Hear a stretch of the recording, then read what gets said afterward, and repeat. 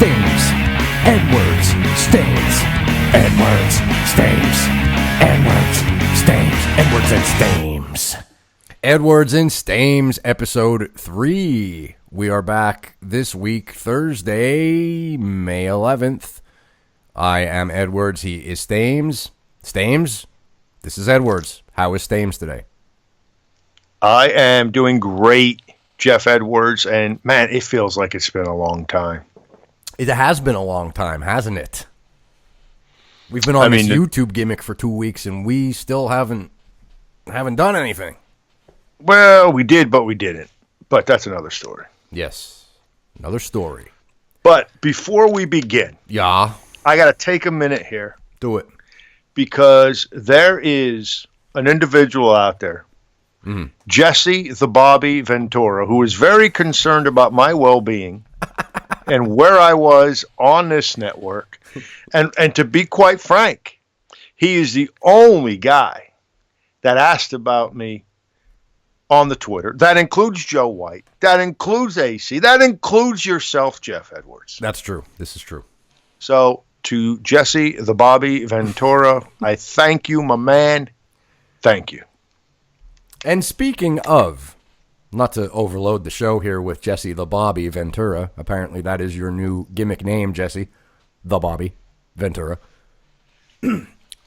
Just so everyone knows, we're on this 1650p WAM Pro Wrestling and More on YouTube and iTunes. I want to congratulate you on saying that right. Thank you. I've been practicing it. Edwards and Stames is the show that you will find Stames on. Now, that's for anyone that listens to the network that might be a little confused as to where you can get some Stames action.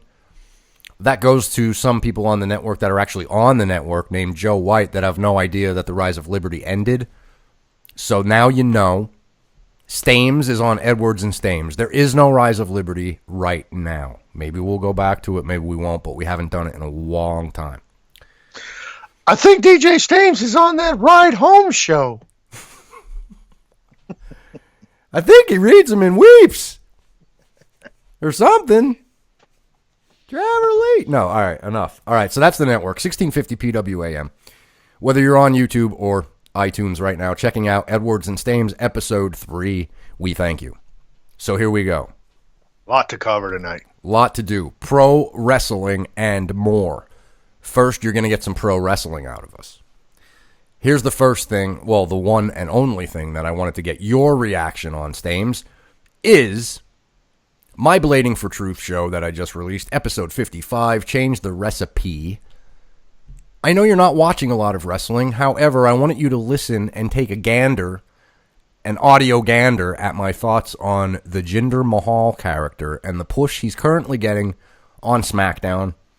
And I wanted to see if you agreed with me, disagreed with me, or is there anything else you can add to the fact, for those that didn't catch it, I'm basically saying this character is an Indian.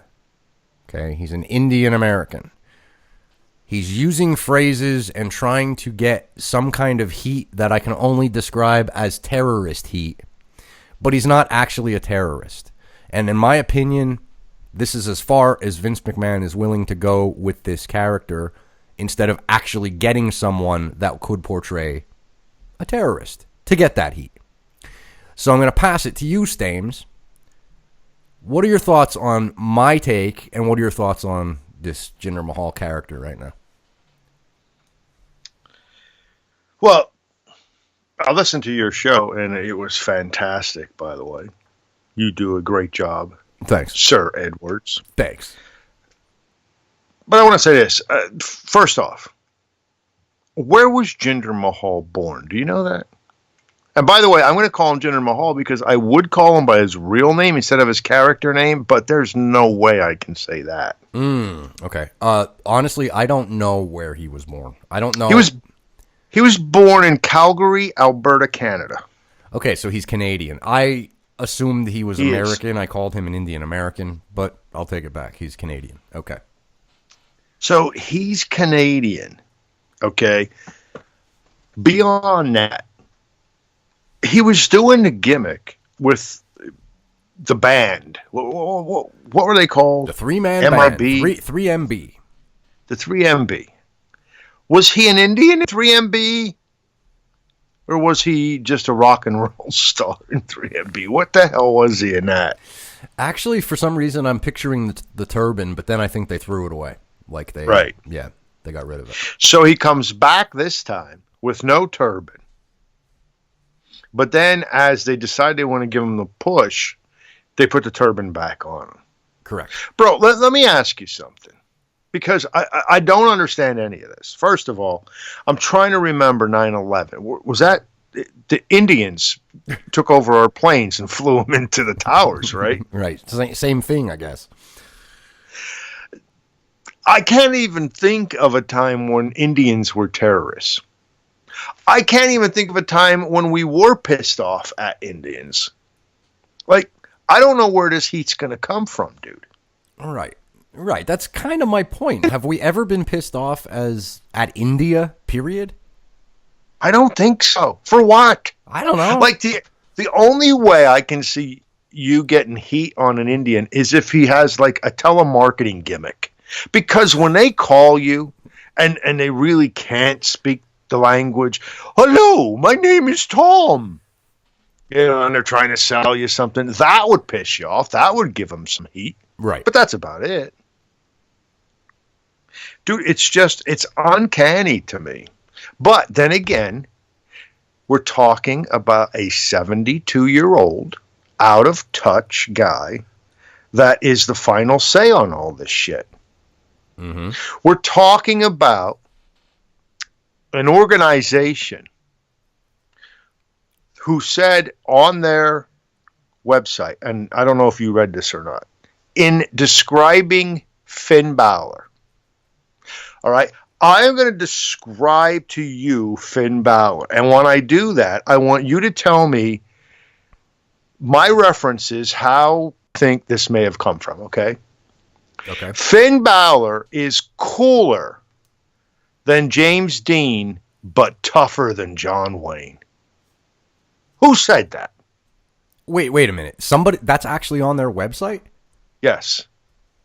Oh my God, you're kidding. Cooler than James Dean, but tough as John Wayne. Who do you think may have used those two people as a reference? That would be probably a 72-year-old man. Okay, so let me ask you this. If 1 million people, okay, say half the audience of Raw were polled. Okay. Which is like 1,000,025. Yeah, right now it's 1.25. Yeah. Okay. If I did a survey of the people who watched Raw on Monday night and referenced James Dean, how many people would know who he is? Seriously, dude. Because to me, the show's targeted to young people. They don't know who the hell James Dean is. Agreed. They probably don't know who John Wayne is. Probably not. It shows, again, how out of touch Vince McMahon is. Mm-hmm. It's a great point you're bringing up here. John Wayne isn't the tough guy of this generation. Yeah, there's got to be somebody else, right? Right. Could it be The Rock? Could it be Vin Diesel? I mean, anybody make somebody up. Exactly, because that's more this generation. Yes. Same thing with the cool factor. I don't know who's cool these days, but it's not James Dean. Dude, it's just, it is what it is. Mm-hmm. This is this company. I want to read you something else too. Okay. Since we're on the subject of Jinder Mahal. This will make your heart warm. Jinder is a guy who has always worked extremely hard. He trains hard. He's very intense about what he wants with his career. He's very thoughtful. To Jinder's credit and to Drew McIntyre's credit, they left. They went and figured it out for themselves. They improved. They're both men now, as opposed to kids trying to make it in this business. Now, hopefully, they are in a better position to succeed. Those are the words of Triple H. Bro, these people will not admit when they screw something up. So Jinder Mahal and Drew McIntyre, who were stuck in a horrible gimmick, and the three-man band, the problem was not that they were stuck in horrible gimmicks. The problem was they were kids trying to make it in a business, but now they're men. You tell me. You speak to that comment. What do you think about that comment? Well, first off, Jinder was out of the WWE for what, a year and a half? Yeah, at least. Well, what, 2 years? I mean, what? So he became a man all of a sudden overnight because he went and worked on the Indies and was given the ability, the permission to let his ability shine through.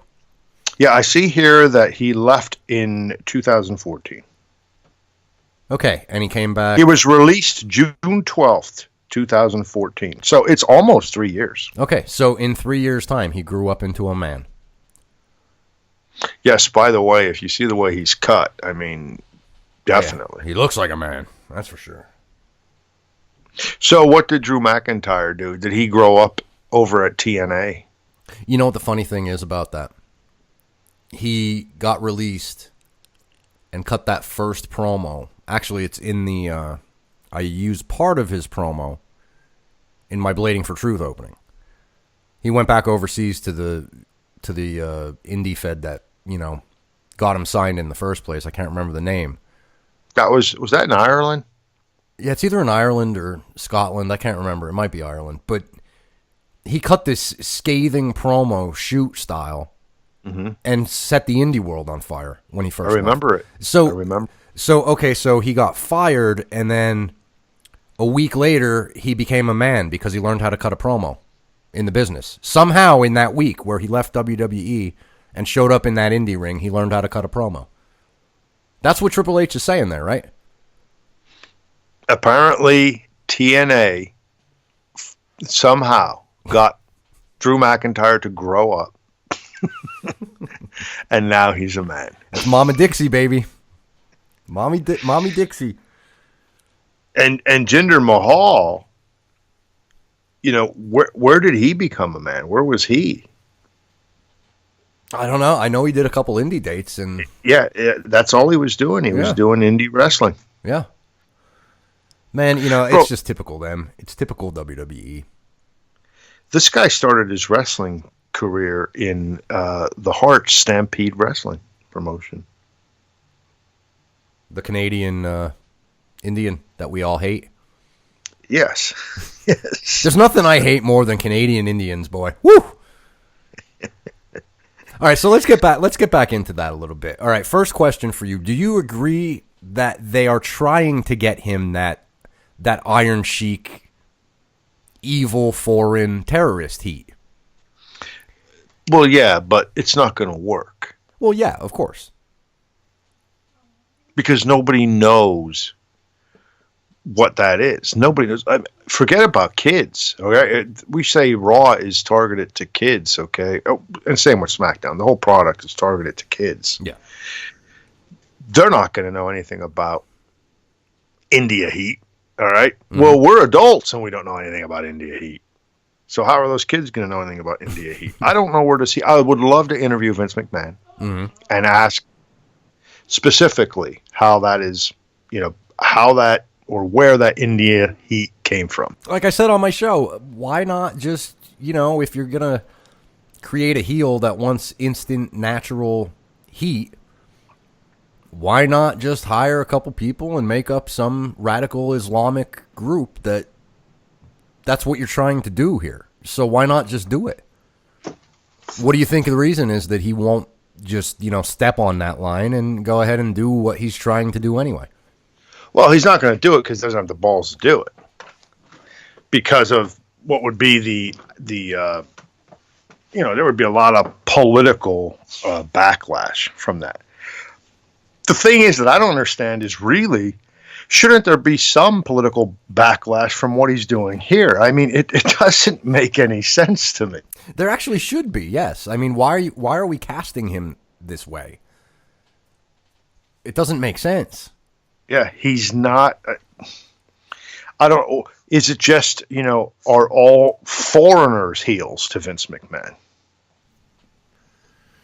Well, they tried it with Rusev, and I know a while ago they kind of made a joke about the hacking. If you remember, Lana was trying to hack the New Day's, whatever it was, their merch.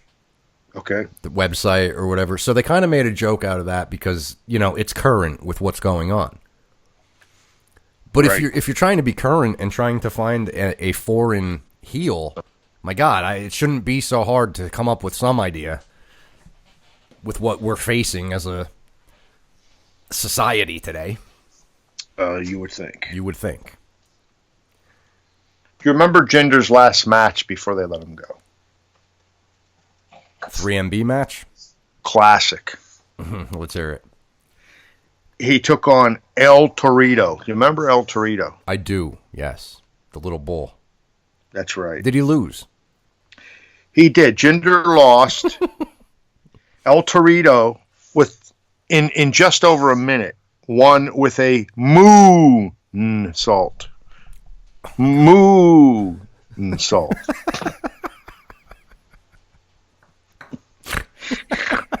Bro, you couldn't make this shit up. No, you couldn't. I mean, seriously. No, you couldn't. It's unbelievable. So, my last thing moving out of the wrestling before we get to some and more. I'm assuming you didn't watch SmackDown this week.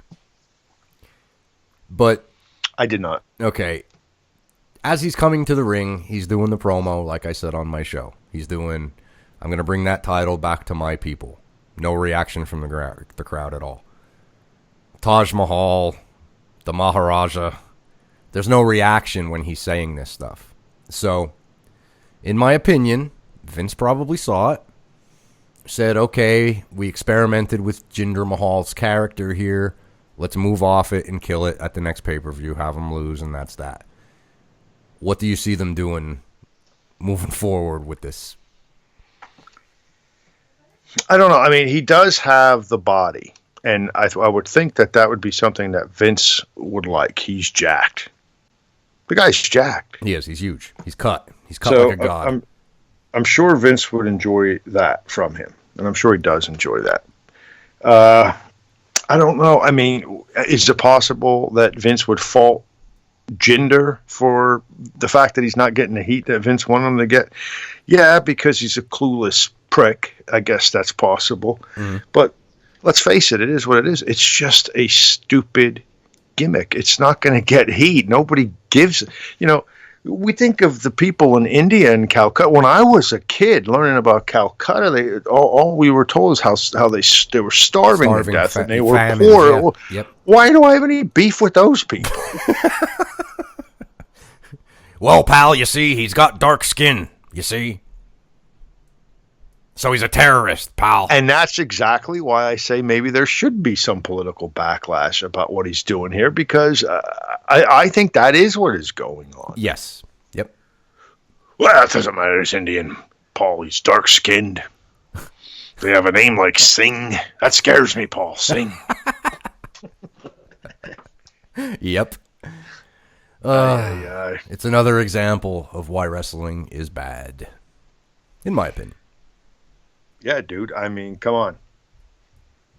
James Dean and John Wayne. Think about that, people. I mean, dude, listen. Can you imagine? They did $2.6 million this week for Raw, and I think SmackDown was basically the same as last week's, like $2.3 million, whatever. Can you imagine what would happen if they had a Nexus style invasion to close one of these shows this week, and it was a bunch of dudes dressed up like ISIS with a flag that looked like ISIS? I mean, could you imagine what that would do? You don't think people would turn on to go, what the hell are they doing on wrestling right now? I do think they would turn on. They would turn on probably in big numbers, too. Now, there would be a little bit of backlash, but again, you're in the perfect spot to dismiss the backlash simply by saying it's a TV show. Yep. They have terrorists in 24. They have terrorists in what's the new gimmick Kiefer Sutherland's doing? Oh, it's the president gimmick with the designated survivor. Sole survivor. Designated survivor. Yep. Okay. Yeah. So I'm sure there's terrorists in that show too. There's terrorists in all kinds of shows. Right. You know where else there's terrorists? In real life. Yeah. Yeah. Bro, you want to hear a real interesting thing about Jinder Mahal? Who trained Jinder Mahal? I don't know. Canada? Well, are you saying the Harts? Any of the Harts train him? No. Bro, this is going to blow your mind. Go ahead. Hit me with it. Do you remember Bad News Brown? Of course. Bad News Brown, who, by the way, was a bronze medalist in the Olympics. Did you know that? Really? Yeah. In wrestling? How about that? In I guess in wrestling, yeah. Wow. And a guy by the name of Rick Bogner. Do you know him? Bogner. Bognar. He is better known to the world as Fake Razor Ramon. So they trained Mahal, huh? Yeah. Wait, are you saying Bad News Brown is Canadian? Well, I guess he could be. I'm not sure about that. He's from Harlem, you know. He can't be Canadian. See, as a white kid, I hated him, right? Because he was a bad guy from Harlem, and he was, obvious. No, you hated him because he's dark-skinned. From Harlem. Which is exactly why Vince is going back to that with Jinder. Right. See, that was my point. Why, He should have just put Jinder from Harlem. That was my point, yes. Those times have changed now. If you want to do something like that, do something that's, a little bit real. Yeah, wouldn't it be great if they would go all in on something like that? I mean, imagine that. Imagine the heroes going up against them, Oh, it would be something. But anyway. Honestly. But no, we have an Indian guy that we're supposed to be mad at. So, are you ready to move on? Anything else on Jinder or wrestling at all right now? No, go ahead. Okay. Let's get into some and more on this edition of Edwards and Stames. Let's do it. First thing I want to talk about, and I got to save the big one for last, but the first thing right now I want to hit is the firing of James Comey. FBI Director investigated Hillary, the emails, the whole thing. He said there's nothing to see here, move on. He's investigating Trump. Trump fires him. You're fired. I'll give you my thoughts. I think it's interesting that he's investigating Trump and gets fired. One would question why. Quite ironic, don't you think? Is that presidential power at its finest right there? Well, it could be, which would be a problem. Mm-hmm. Now, on the news today, the president stated that he actually had conversations with Comey on, I believe he said, 3 separate occasions as to whether Trump himself was being investigated. And Comey told him all 3 times that Trump was not being investigated. So Trump says, I guess Trump's reasoning is that, well, I wasn't under investigation, so it's okay for me to fire him. Okay, so the reports that he was investigating him was just, what, fake news? Well, I guess he said, here's the way he put it. He said he asked Comey if he was investigating he himself, Donald Trump. Mm-hmm. And then he said, I'm not talking about political campaigns or any of that stuff. Me personally. He said, no, you are not under investigation. Well, that's what the president said. Now, the president was right? I mean, actually, it was the guy under Comey, right? Or who was it? They said Trump got. It was actually someone else in the administration, right, that came to Trump and suggested that Comey be fired. And look, I got to tell you, dude, all the stuff that went on with Comey, since whatever, October, November, whatever, to me, I'm all right with the firing. The guy got involved, neck deep, mouth deep, balls deep into politics. He's the FBI director, for the love of God. Mm-hmm. And if I may talk to our leftist fans out there that love us and are listening right now, it looks very hypocritical and disingenuous of you when you feign outrage over James Comey being fired, when just 4 months ago, you were all over Twitter calling this guy everything but a mother effer and calling for him to be hung and strung by his balls. And now all of a sudden, well, you're just in love with them. It doesn't ring true to me. And this is exactly why Donald Trump is president, because enough Americans have seen this fake outrage and the political correctness and all these fake issues, and they're tired of it. They're tired of them being disingenuous. They're tired of the hypocrisy, and because of that, people went out and voted for Donald damn Trump. Stop it already, Democrats. It's ridiculous. I saw a commercial today on TV. It was the state of New York advertising, kind of like trying to get tourists in, like a tourist campaign. And it was about the home of Susan B. Anthony. And they're promoting that this summer you can come to New York and learn about the women's suffrage movement, and they're going to teach you all about it, because you need to know this, because right now we're in the midst of women losing all their rights and really becoming slaves is what's going to happen because Donald Trump is president. Dude, it's just such bullshit. What rights have women lost exactly since Donald Trump is president? Because I don't know of any. I don't know. Maybe I'm missing something. Maybe I'm not paying attention good enough. I don't know. And look, I'm not. You and I, we've said this a million times. We're not really Trump guys. But it comes off as disingenuous, dude.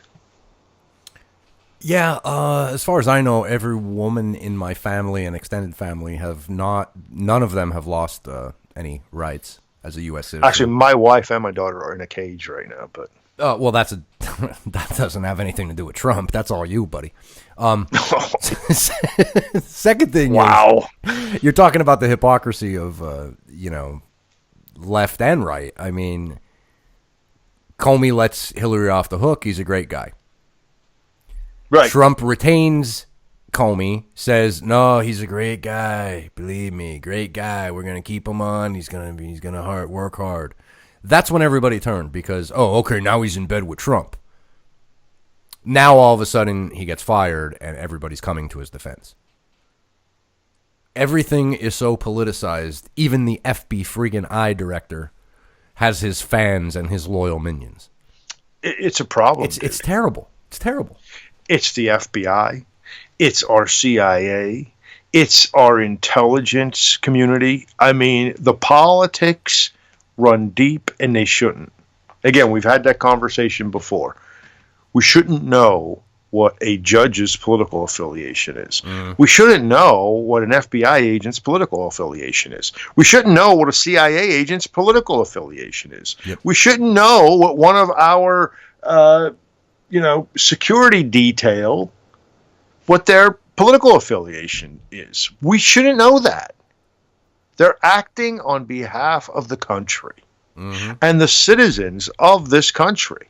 to keep us safe, to protect us, to act in the best interests of the United States of America. Why are they talking about politics? They shouldn't be doing it. It's a problem. No. We have a huge issue. There's something to be said about the fact that the FBI director's name was trending on Twitter today. I mean, that's just so weird, man. It's so weird. You didn't see Walter Skinner from the X-Files trending, did you? No, because he's the friggin' director, man. Come on. Are we that obsessed? We have to pick a side that hard? Come on. Do you have any idea if Agent Seeley Booth is either a Republican or a Democrat? No. So we've gone through whatever it is, 8 years of bones, and we don't know what Booth is. All we know is he's a damn good FBI agent with a cocky belt buckle that he wears. That's it. A little Bones reference there from Stames. I love it. Anything else on Comey or any, politics for that matter before we move? Well, it might not be politics, but I did see today that OPEC is begging the United States and others to please produce less oil because it's driving the price down to the point where OPEC can't make any money. Dude, you know what? It's so funny to me. Because when we were begging OPEC to produce more oil, like back in the days of Jimmy Carter and many numerous times since then, they would thumb their noses at us and say, pay $4 a gallon, you American Western culture pricks. And now they're going to come to us and all these other countries that are now producing oil and cry and beg, please. So as far as I'm concerned, OPEC, I got 2 words for you. Suck it! How about that? Little DX reference from Stames. I love that, too. Catch me outside. How about that? How about that? What I just said. How about that? How about catch this outside? You ready? Do it. We have to discuss this. And I have a feeling, I know we had more planned, but I have a feeling this is going to close out the rest of this episode here. We need to discuss the team that you can catch outside the NHL playoffs right now. The Washington Capitals have done it again. For the second year in a row, lost Game 7 to the Pittsburgh Penguins, but only this time, they did not score a single goal. 2 years ago, I cut a show about the Caps. Listed many reasons why I wasn't going to be watching them anymore in the regular season because I said to myself, the Caps got to prove it. To get me back, they got to get beyond the second round.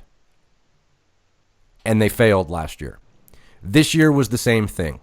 I think I watched maybe 2 regular season games, but I was not following it hardcore like you and myself used to do, Stames, used to do. Because we got so frustrated to a point that we could not handle the fact that the same result was going to happen, no matter what coach, no matter what players you bring in to surround the, quote, great 8, end quote. And here we are again. They did it again. I saw a lot of Caps fans screaming, I'm done, trade him, burn the house down, I'm over it, get it over. It maybe took 2 more years for certain fans to catch up to us, Stames, from 2 years ago, but it's happening again. And for good reason. I will pass it to you, Stames. Here we are again. The Capitals, Game 7, losing to the Pittsburgh Penguins. What do they do? Well, first of all, bro, it's so funny because, being a Caps fan for as long as we are, we talked the other day before Game 6, and I said to you, dude, they will win in Pittsburgh. They will force a Game 7 at home. They will come back from the 3-1. They will give us the false hope again that they can win in the 7th game at home, and they will fail again. You did. And they did that. And Vegas had them at a minus 185. They were a huge favorite. And they blew it again. You and me used to get center ice the whole 9 yards because we can't see them here in our area unless they're on NBC Sports Network or NBC, whatever. Mm-hmm. So we would purchase center ice, and we would spend our entire winter watching the Washington Capitals and chasing them to the playoffs. Yes. Of course, we're not doing that anymore because it just doesn't seem sense to waste all that time and to waste that little bit of money for center ice. For what? We know the outcome. And, bro, as far as I'm concerned, I'm with you. It's time to divorce the grade 8. As far as I'm concerned, we've done everything we can to put a team around that guy, and he's just never going to win a championship. Dude, look, I mean, you can make the argument he's the best player in the world, whatever. Maybe he is. I don't know. Nice individual honor, I guess. The fact of the matter is he's never won an NHL Stanley Cup. He's never won, as far as I know, a world championship. He's never won an Olympic gold medal. The guy is, to me, as far as championships go, he's an underachiever. In that game last night, he got the puck in a couple of key situations near the end, and he fell down once. He lost the puck once. I mean, you know, I'm looking at him and go, "Is Mike Green back here? What is going on here?" Dude, I'm over him. Just like you said, people are saying on Twitter and social media and whatnot. I'm over him. I think I'm even over Nicky Backstrom, dude. I think. For me, if they want to get me back next year, I'm going to have to see some of those key players gone, and let's blow it up and sign some of these younger guys. And the talent, you said they have like 10 free agents. TJ Oshie is one of them. I think it would be a good move to sign him and bring him back. They do have some young talent that will serve them well in the coming years. But as far as I'm concerned, I'm ready to turn the page on the Alex Ovechkin era of Washington Capitals hockey. Yeah, and people need to realize, too. I'm sorry. They need to realize if you're not a Caps fan, you don't really quite get it. Because you're probably hearing two guys talking about losing Game 7 and they're out of the playoffs and this is just overreaction time. As a Caps fan, this has been every year for how long? 10 years? How long's he been playing? 8 years? Since he got the C on his sweater? How long are we talking here? I mean, this is the insanity definition. You know, here we go again. Yeah. Are we going to fire Barry Trotz? Let's do this. The alternatives to keep Alex Ovechkin and not trade him right now. Okay, let's do the alternatives. Are we going to fire Barry Trotz? Why? Why should we fire another coach? I don't think we should. We've already fired 4 coaches.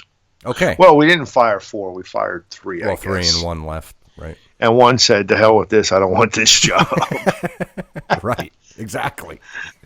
So let's talk about this. Okay, so what do we need? Do we need a goalie? No, we have a great goalie. We have an excellent goalie. Excellent regular season. One of the greatest regular season performances you could see from a goalie in the NHL history. All for naught. Okay, so what do we need? Do we need more defensemen? No, actually, this year we had one of the better defenses. We've been fine on defense this year. Okay. Our forwards are, I mean, we got a guy like Backstrom. We got a guy like Oshie. We got a guy like the youth, like you're talking about, Burakovsky. You got Space Shuttle. The Caps were one of the best teams in scoring goals this year, so they must not need a lot of offense. So what is it, dude? What is it? I mean, you look at a guy like Jay Beagle, who's still there. Right. If you remember the Boudreaux teams with Steckel and Fleischman, all that young talent that we just pissed away, they had teams like that. They brought in veterans the one year instead. Yes. You know, yes. They tried every single thing, and the common factor was Alex Ovechkin in the center and surrounding him with all these different types of talent year after year after year, and it's just not working. So if you're a fan listening to us, you know, bitching and thinking it's overreactionary, it's not, because we've seen this time and time again. So what are we going to do next year? We're going to do the same thing again. And the result will be exactly the same. Yes. If it were up to me, I would like to see Brooks Orpik as the captain. I would like to see Oshie back also. I don't care what it costs. If he wants $9 million, I don't care. You give it to him, because we're going to trade Ovechkin. Okay, so we're going to free up a ton of money.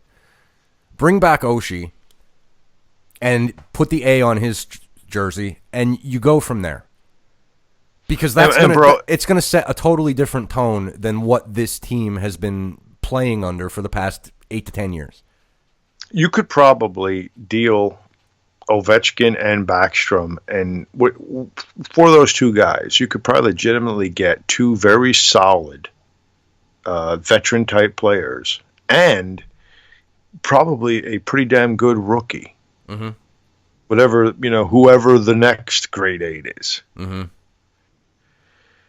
I mean, when I look back at the fact that Forsberg kid, that they let him go, traded him at the trade deadline one year to add some veteran for 3 weeks because this was the year they were going to make the playoff run or whatever.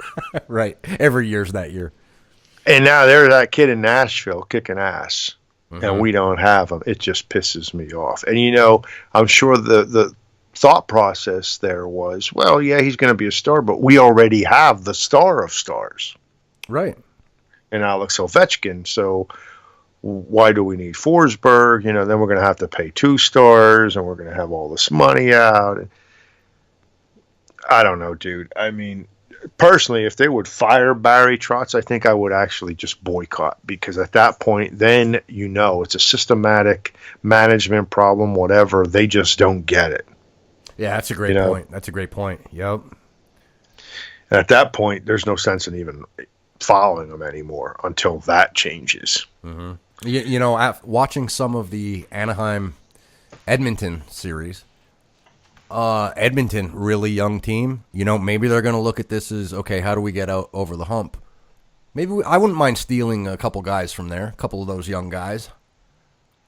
Yeah, and who knows? Maybe, now that they lost and they're out, maybe they'll desire some veteran leadership to help some of those other younger guys. Maybe a deal could be worked out. Mm-hmm. I like it. I don't know, dude. I just don't see that we can keep going in that same direction. And I don't blame the fans for being outraged and lashing out today. The organization deserves every bit of it. Yeah. Hey, the fans showed up last night. They showed up. They were ready to go. They were hooting and hollering the whole time until that first goal hit the net, and then that was it, because they waited for the team to respond, and they didn't. Therefore, it was dead. It was dead then. Even after the first goal, they still did a decent job. But after the second goal, they were just dead. That put a stake in their heart. They do defy everything logical about sports, about competition, about hockey. I don't even know what to say about it at this point, because all you want, you're down 3-1. It's game 7 at home. What do you need to do? Just go take it. It's right there. Take it. And they can never just take it. It's not the goalie play. It's not the defense. It's not. It collapses. I was watching some YouTube stuff today from, fans doing their rant videos and stuff, and it's like they're completely decimated. And I can't remember the one guy. He's a younger guy, maybe early 20s. He said something to the effect of, instead of putting us through this, like, it would have been bad enough that they show up and lose 4-1. He goes, don't win game 5, just lose it. Don't put me through this because you gave me the false hope. You show up for game 6, you play awesome, you dominate. You gave me the false hope, and then you show up for game 7 and you don't show up. And some people out there might say, hey, guys, you're overreacting. You had a goalie in net in Fleury that was hot. He stopped everything. Your guys played fine in the first period. They were really up, and they did a great job in the first period, didn't come away with any goals. But what you need to realize is we've been through this many, many times before. Many, many times. And we've seen it happen, and we've seen them lose every way possible. And it just seems that most of the times it's this deal where they're down and then they come back and they force to game 7 and they don't play. Yep. They don't win. At some point, you have to get over, you have to win, or you have to go. You know, it's funny, when I worked years ago in pipeline construction, and probably some people out there want to kill me right Racist. now. Yeah. I had a boss at one time named Jesse, and Jesse used to have a saying that he would say to people that worked for him. He would say, if you can't get it, you can't stay. In other words, if you can't do your job, you can't be here. Well, you know what, Alex Ovechkin? If you can't get it, you can't stay. Mm-hmm. It's time to say goodbye to the grade 8. It's been great, Alex. And it's been real. Bye. Oh, it's been real. It's been real. That's for sure. Now, listen, people are going to be out there going, he consistently gets 46 to 50 some goals a year. You guys are crazy. He'll be the first one to tell you that. Yeah, no, listen, that's all fine and good, but it doesn't matter. It doesn't matter. He can score all the goals. He's going to break that goal record, whatever. You think he's going to become greater than Gretzky? Fine. He cannot win in the playoffs. How many goals did he have last night? 0.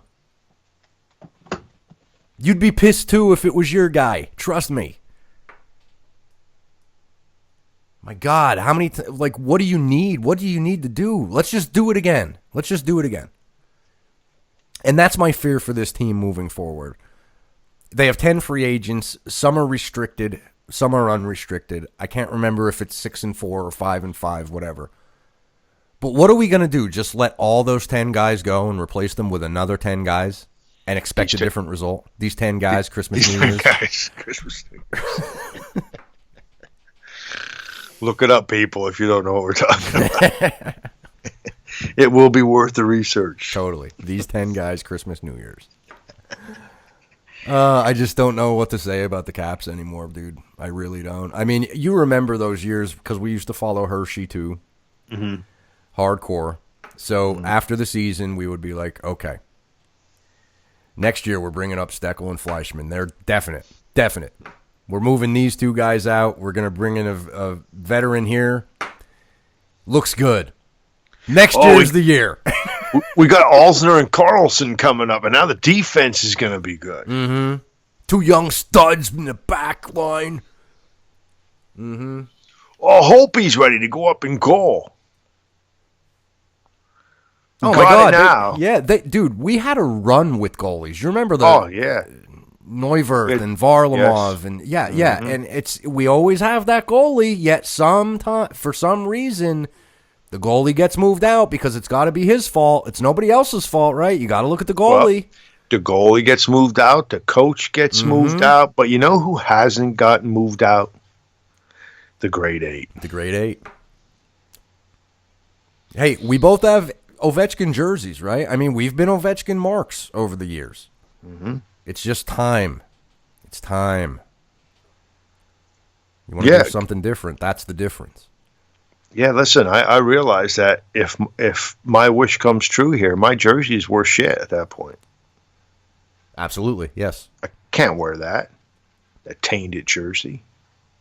Tainted, vodka drinking, cold Siberian, Gorky Park listening. rock star wannabe wife leaves him, can't cut a commercial for a local car dealership to save his life. Yeah. Dmitry Nosorov didn't even know who you were, Ovechkin.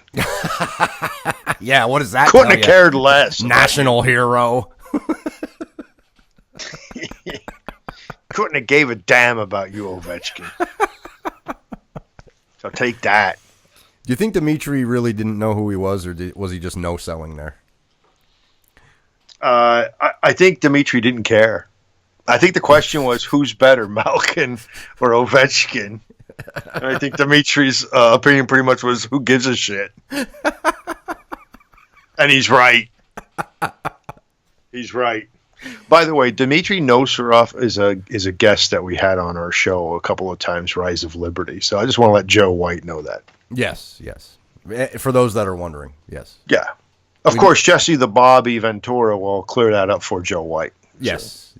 Bobby, if you're listening still to the show, clear that up for Joe White. Tell him Stames and Edwards sent you. Yeah, we're putting you over big time, Bobby. Yes. No doubt. You're getting a push tonight. We're pushing you straight to the main event, Bob. So, anyway, is there anything else on your Washington Capitals? No, dude, I really want to get to the school stuff. The school stuff. All right. I know we might run a little long. We're going to run a little long, but we'll get to the school stuff. Do you want to do it, or should we sit on that for next week? We could tease it. You want to tease it? We could. You're the producer. You figure it out. Let's tease it. All right, let's tease it. If you're new to the show, because it's on YouTube now, we talk a lot about the kid. Now, who's the kid, Stames? Give a little background on the kid. Well, the kid is your son. He's 5 years old.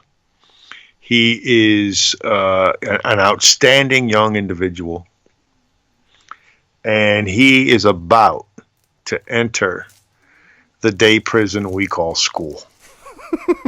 Well said. And you, my friend, I would say, are very, what's the word I want to use? You're very touch and go about this whole prospect of the public school system. Mm-hmm. Yeah, that's one way to say it. Kind of leery, aren't you? Very leery. Yes, leery is a good word. Yes. I mean, what could go wrong? He's only over there for 7.5 hours a day. You know? Oh my God.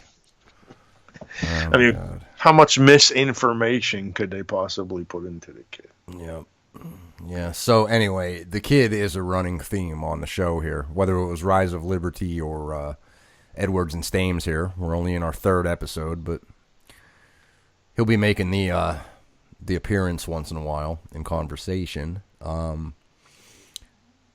But we're going through the whole process, the enlisting him into day prison and, getting his thumbprints ready and all that.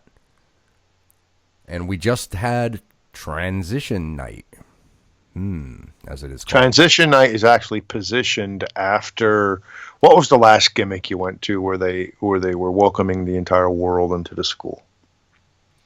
That was the globalism tryout, I believe I said. He was trying out for the globalism team. And in case you have a young child and you're out there listening and you're wondering, before that happens, you have to take your kid to the dentist now. Before yes. They go to school. So. Yes. Got to take him to the dentist for that whole workup. But yeah, all right, so that's what we'll do. Next time on Edwards and Stames, whatever's going on in the world or sports or whatever catches our fancy, we'll talk about it. And also, we'll get into some transition night at school with the 5-year-old. Some interesting stuff there. I already told the story about my kids. I did send them to private school in the beginning. My daughter went for 3 years, and my son just had the 1 year of private school. And then it got to the point for me where it just wasn't something that I could afford to do as a single dad. Mm-hmm. So they then went to the public school system. But that was also, 25 years ago. Yes. And things have changed a little bit in the public school system since then. Mm-hmm. So I don't know what I would do if I was in your position. Yeah, it's tough because I feel like, 7.5 hours is a very long day getting out at 3:30 for a 5-year-old or a 6-year-old or a 7-year-old. I mean, they basically have a job at that point, and I think it's, Well, that's what school gets them ready for. yeah. Having a job and working for the man. And being a part of the system. You think that's why businesses have a hard time keeping young people? You think that has anything to do with it because they're indoctrined from 5 years old to be sitting in school from 7 to 8 hours and not having a life? I mean, think about that. 13, 14, 15 years of that stuff. Maybe you're going to choose not to go do that. Yeah, it's an interesting point. I mean, 13 years and then you go to college. 4 more years of it. We could do a whole show on education reform. Oh, dude, I'm telling you right now, I am, my daughter is a teacher. And I had a conversation with her today. And, of course, she sees things through her eyes. And she's a teacher who really cares about her students. And, she does a great job. But she will also defend the school to some extent. And I'm just very down on our current public school situation. I feel like in the United States of America, we do almost everything that we can possibly do wrong, we do. Yeah. To me, just the idea of 30 to 35 different kids. Every kid is different. Don't kid yourself. Every single kid is different.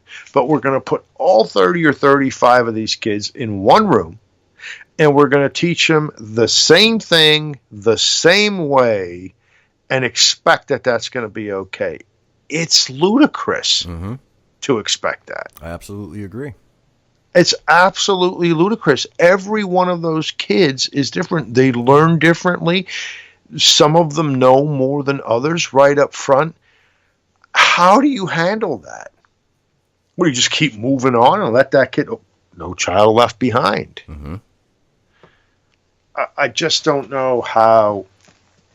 And it seems to me that it's getting worse instead of better. I think it's failing more people.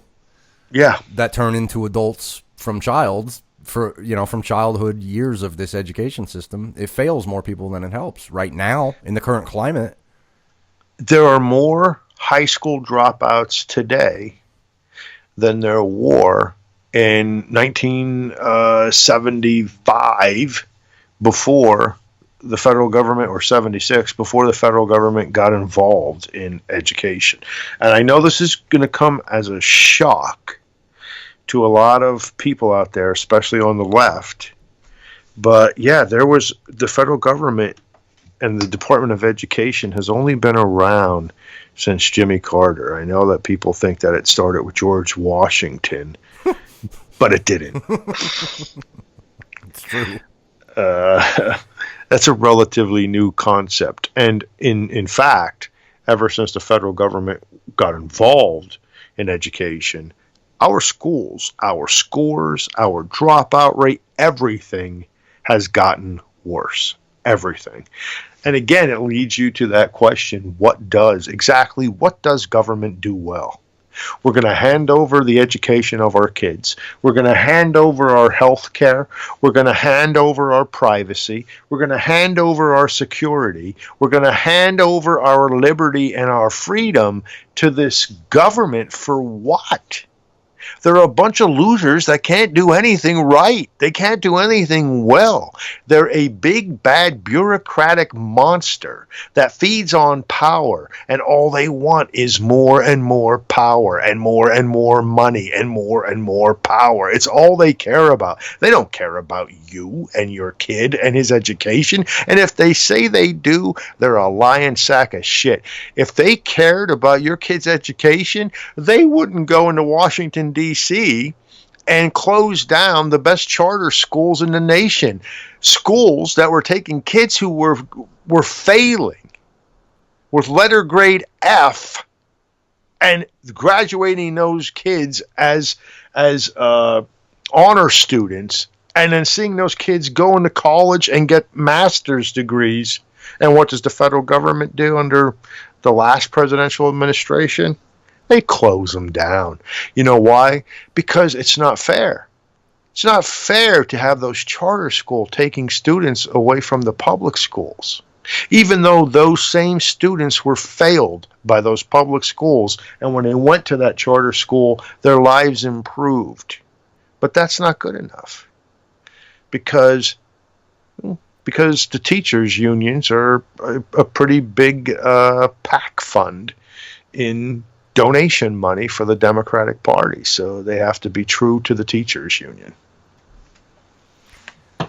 Well, a Nazi couldn't have said it better himself. You white male Nazi. Fascist. Fascist. You fascist. You created an unsafe space on this show now. I hope you're happy.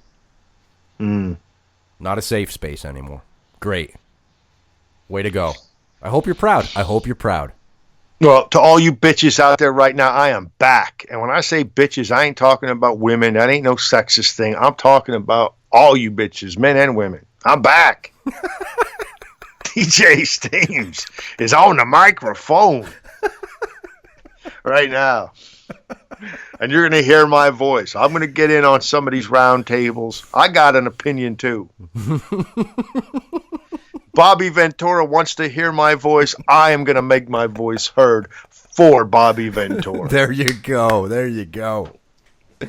Stames is back. So maybe next week we do the education special. Education, Pell Grants. Edwards and Stames, education special. Boy, maybe we could get your daughter on as a teacher. What do you think? Can we get the hotness on?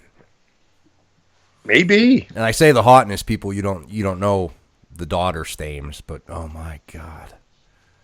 Oh, so hot. Little angel. So hot. Perfect little angel. Dude, so many hours I spent with her alone in my head. You have no idea. Stop it. She is, oh my God, what a piece of, oh, jeez. Oh. All right, Edwards. You're starting to flirt in Anthony Weiner territory here. So. I wish. All right, is there anything else, Stames, that you would like to hit on today? I don't think so. So what did we learn today? We learned that Indians are bad. Yes. Very mean people, heels, really. Yes, totally. What else did we learn? We learned that James Comey got fired, and really, who gives a damn? It's good. I mean, who cares?